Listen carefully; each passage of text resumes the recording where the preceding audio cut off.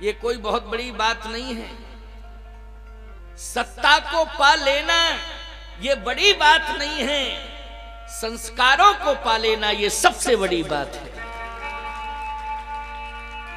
इंद्र स्वर्ग का स्वामी बन गया, लेकिन मैं इस बात को बार बार कहूंगा और कहने में हिचक नहीं सकता हूं, इंद्र से गलतियां भी हुई हैं। बोलो हुई हैं गलतियां कि नहीं? और उन गलतियों को करके वो आज परिणाम भी भुगत रहा है।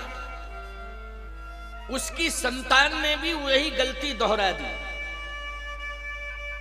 इंद्र की संतान ने भी वही गलती दोहराई जो इंद्र ने दोहराई थी।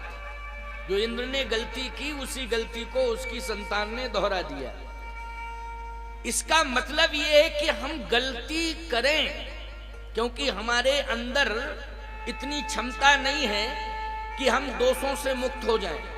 भगवान की कृपा यदि हमारे ऊपर हो जाएगी तभी हम दोषों से मुक्त हो सकते हैं। लेकिन गलती हम यदि कर रहे हैं, गलती हमें करना नहीं चाहिए।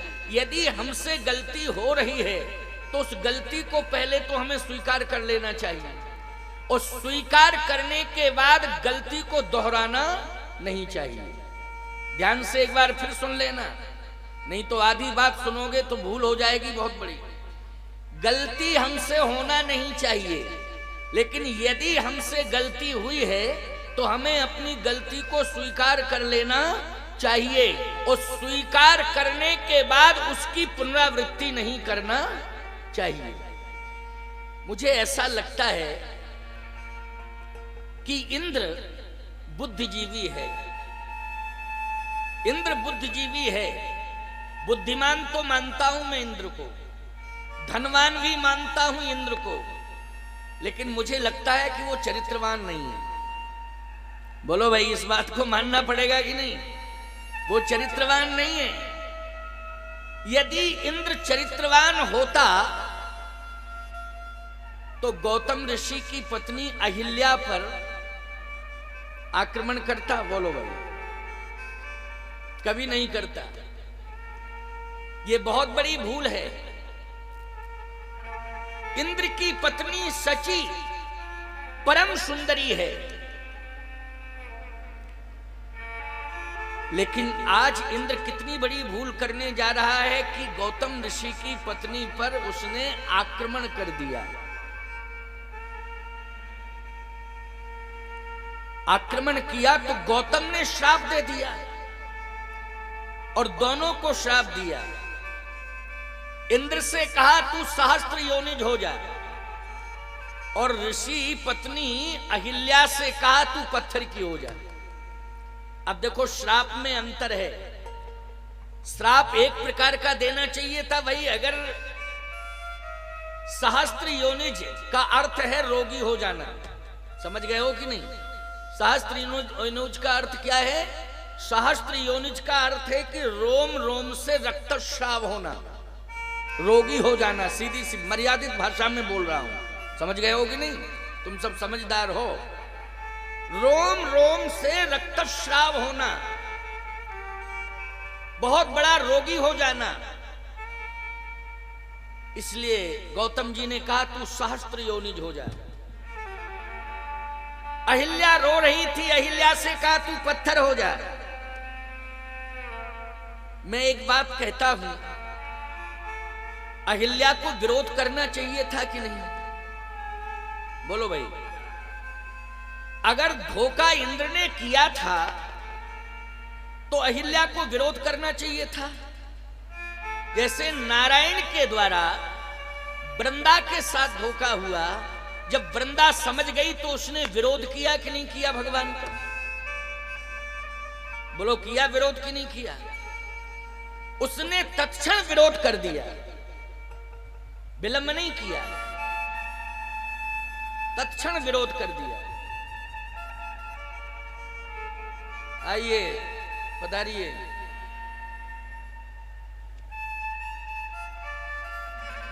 आइए नागा जी, देखिए संत भगवान पधार रहे हैं। आइए, पधारिए।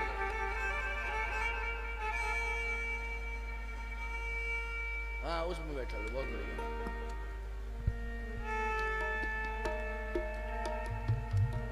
पधारो पधारो, जय हो।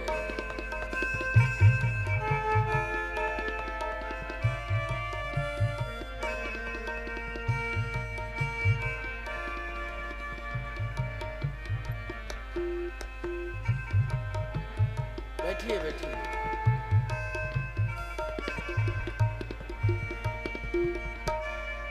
हमारे पोरशा आश्रम से, श्री नागाजी आश्रम से महंत श्री नागा राम कुमार दास जी महाराज पधारे हुए हैं। ये महामंडलेश्वर हैं और हमारे निर्मोही अखाड़े के नागा हैं।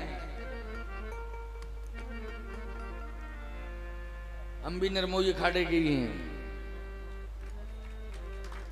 यहाँ मोह वाले नहीं हैं, सब निर्मोही हैं।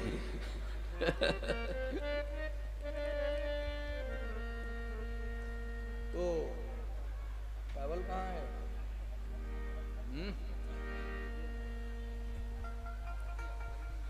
नहीं नहीं, ठीक है, इसको थोड़ा सा वैसे कर दो, हल्का सा घुमा दो, उधर को घुमा दो और घुमाओ थोड़ा, बस और थोड़ा सा, अरे इधर को घुमाओ शास्त्री जी, बस हो गया हो गया।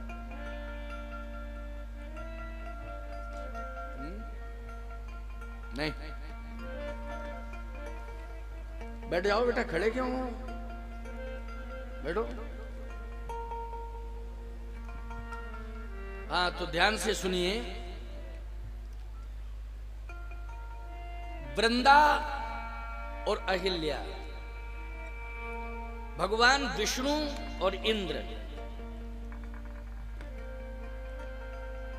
इंद्र ने गौतम ऋषि के आश्रम में जाकर अहिल्या के साथ छल किया। नारायण ने वृंदा के पास जाकर छल किया। बोलो किया कि नहीं? इंद्र के अपराध को आज तक क्षमा नहीं किया गया और भगवान नारायण के प्रति हमारी श्रद्धा दिनों दिन बढ़ती ही जा रही है। बोलो बढ़ती जा रही है कि नहीं? दिनों दिन उनके प्रति हमारी श्रद्धा बढ़ती जा रही है। और जब हम इंद्र का ये कृत्य पढ़ते हैं तो इंद्र के प्रति हमारी श्रद्धा नहीं होती। बोलो भाई, आप कहोगे महाराज जी पता नहीं आप क्यों ऐसा बोल रहे हैं। आखिर आप बोल रहे हैं इंद्र कितना महान है, आप क्या इंद्र की तुलना अपने से करना चाहते हैं, अपने को महान सिद्ध करना चाहते हैं? नहीं नहीं, मैं बिल्कुल नहीं कह रहा हूं। जो ग्रंथ में लिखा है उसको मैं कह रहा हूं। क्या लिखा है? सरस्वती जी स्वयं कह रही हैं, ऊंच निवास नीच कद तूती,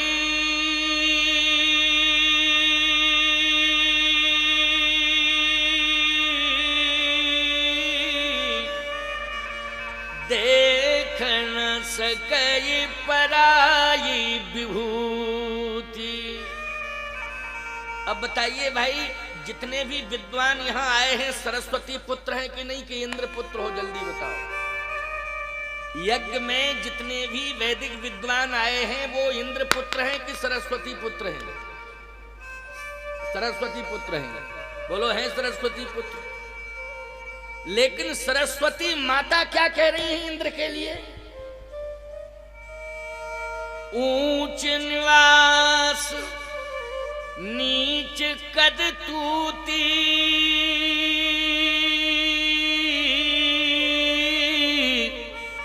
देख न सकई पराई विभूति।